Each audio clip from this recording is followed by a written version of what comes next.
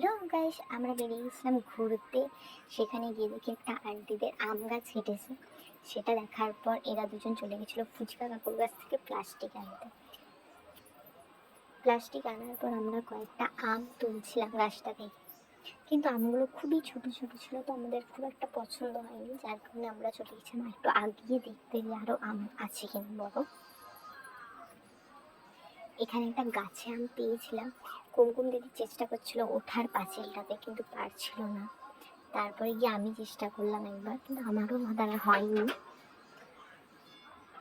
আমিও পারিনি পাঁচিলটাতে উঠতে। তারপর কুমকুম কোলে করে তুলে দেওয়ার চেষ্টা করছিল, সেটাতেও হয়নি।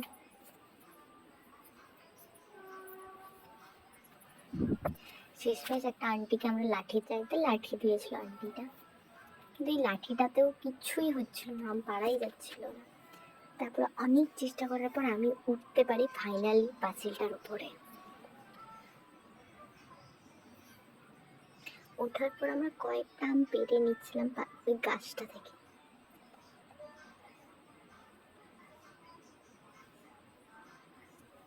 প্রচণ্ডই ভয় ভয় পাচ্ছিলাম যাতে কেউ না চলে আসে, কেউ না দেখে নেয়।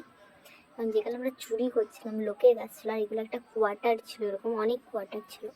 ওই কোয়ার্টার থেকে নিয়ে ওই আঙ্কেলদেরই গাছ ছিল, ওখান থেকে আমরা তুলছিলাম। তো বাড়িটাতে কেউ ছিল না। তারপর তো আমি এখান নামতেই পারছিলাম না, প্যান্ট আটকে যাচ্ছিল বিশাল।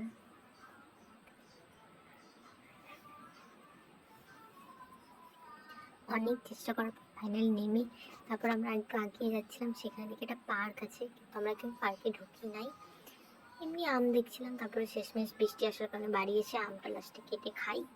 বিশাল টক ছিল, আমরা ভেবেছিলাম একটু মিষ্টি হবে, এতটাই টকের কারণে আর খেতে পারিনি, আমরা এখানেই ছেড়ে দিলাম। তারপর কুমকুম দিদিতে বাড়িতে হয়েছিল আঙুর, তো এখান থেকে আমরা একটা আঙুর উঠিয়েছিলাম।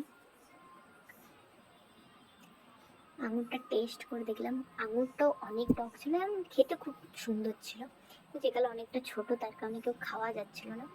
শেষমেশ তারপর আমরা বাড়ি চলে আসলাম। যদি ভিডিওটা ভালো লাগে তাহলে সাবস্ক্রাইব করে দিও, লাইক করে দিও, আর কমেন্ট করে জানাতে ভুলো না একটু। Tata, bye bye, good night সবাইকে।